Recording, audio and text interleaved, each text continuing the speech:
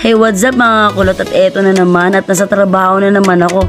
At sa buong linggong to ay wala tayong pahinga guys. Puro tayo racket at puro trabaho. At wala rin akong oras sa mga marites.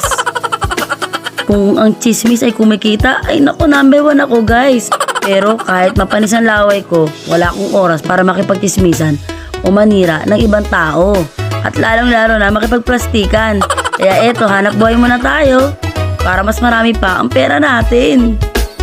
After ng trabaho ko, alam nyo ba, nag-aantay sa akin yung kaibigan kong American at magkakaroon kami ng dinner. So tara, abangan nyo yan ha, at mag-food trip kami. Dapat ngayong araw, sasama ko sa winter camp. Kaso kinancel ko yung lakad namin kasi mas priority ko muna to.